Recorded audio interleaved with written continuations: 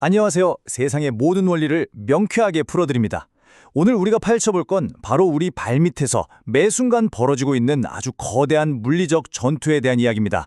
네, 바로 기차가 어떻게 그 좁은 궤도에 딱 붙어서 달릴 수 있는지 그 비밀을 알아보겠습니다.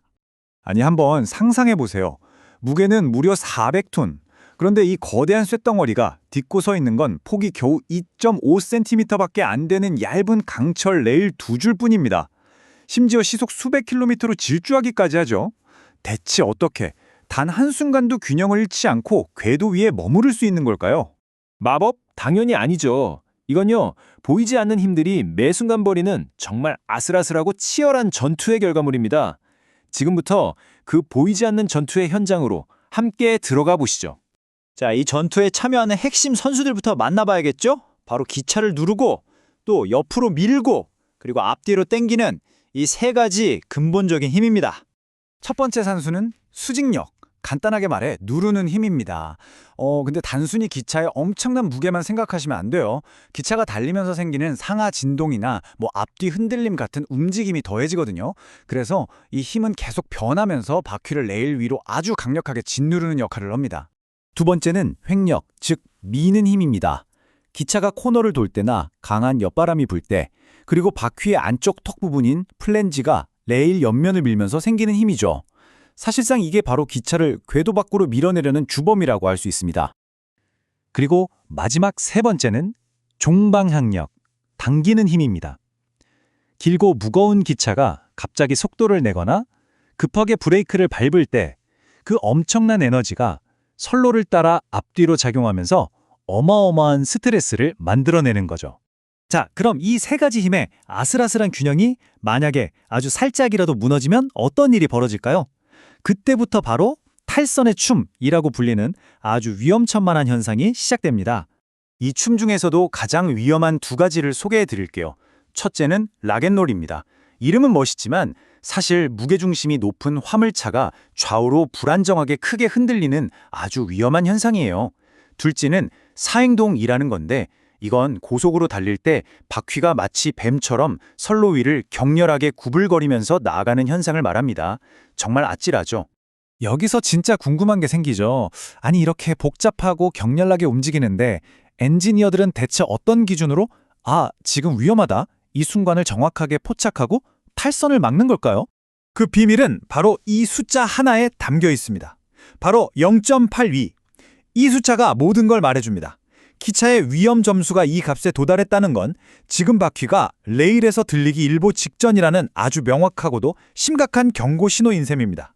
이 위험 점수를 공학적으로는 LV 비율, 우리말로는 탈선 계수라고 부릅니다. 원리는 생각보다 간단해요. 옆으로 미는 힘, 즉 횡력 L을 아래로 누르는 힘, 수직력 V로 나눈 값이에요. 이 숫자가 높으면 높을수록 탈선 위험이 기하급수적으로 커진다는 뜻입니다. 이 LV 비율에 따라서 위험 단계가 어떻게 올라가는지 보면 그 심각성에 더 와닿으실 거예요. 0.64만 넘어도 레일 자체가 옆으로 쓰러질 수 있고요. 우리가 방금 봤던 0.82에 도달하면 바퀴가 공중에 뜰 위험에 처하는 거죠. 그러다가 만약 1.29가 된다? 그럼 바퀴의 턱이 레일을 완전히 타고 넘어가 버리는, 그러니까 피할 수 없는 탈선이 발생하고 마는 겁니다. 그렇다면 엔지니어들은 이 혼돈과도 같은 힘들을 제어하기 위해서 어떤 기발한 해결책들을 만들어냈을까요? 자, 이제부터는 이 혼돈에 맞서는 위대한 공학기술의 세계로 한번 들어가 보겠습니다. 첫 번째 비밀은 놀랍게도 바퀴의 모양에 숨어 있습니다. 기차 바퀴, 평평할 것 같지만 사실은 약간 온뿔 형태를 띠고 있어요. 이 미세한 경사 덕분에 기차가 코너를 돌 때 자연스럽게 핸들을 튼 것처럼 조향작용이 일어나면서 옆으로 밀리는 힘을 스스로 줄여줍니다. 정말 똑똑한 설계 아닌가요? 두 번째 비결은 선로 자체에 있습니다. 혹시 자동차 경주 트랙 코너 구간이 안쪽으로 기울어져 있는 거 보셨나요? 철도도 똑같습니다. 곡선 구간의 바깥쪽 레일을 안쪽보다 살짝 높게 설치하는데요. 이걸 캔트라고 합니다. 이렇게 선로에 경사를 주면 원심력을 효과적으로 상쇄시켜서 기체가 아주 안정적으로 코너를 통과할 수 있게 되는 거죠. 이 모든 기술을 관통하는 단 하나의 아주 강력하고 단순한 원칙이 있습니다. 바로 안정시키려는 힘이 탈선을 유발하는 힘을 항상 반드시 이기도록 만든다. 이것이 바로 철도공학의 절대적인 목표이자 존재 이유입니다. 그리고 이 원칙을 1908년에 수학적으로 증명해낸 것이 바로 나달의 공식입니다.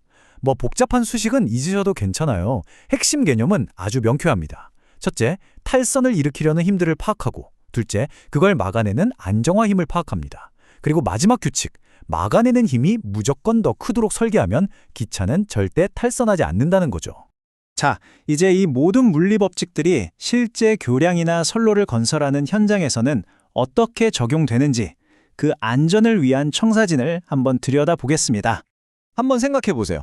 세상에 있는 모든 종류의 기차, 모든 무게, 모든 속도를 일일이 고려해서 선로를 설계할 수는 없잖아요. 그럼 불가능하죠. 그래서 엔지니어들은 아주 현명한 방법을 씁니다. 바로 가장 가혹한, 최악의 시나리오를 가정한 단순화된 표준 모델을 만드는 겁니다. 이걸 전문 용어로 표준 활하중이라고 부릅니다.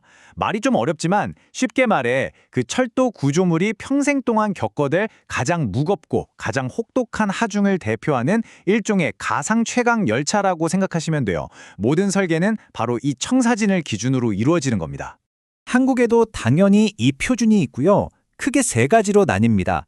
가장 강력한 HL25는 KTX 같은 고속철도에 적용되고요.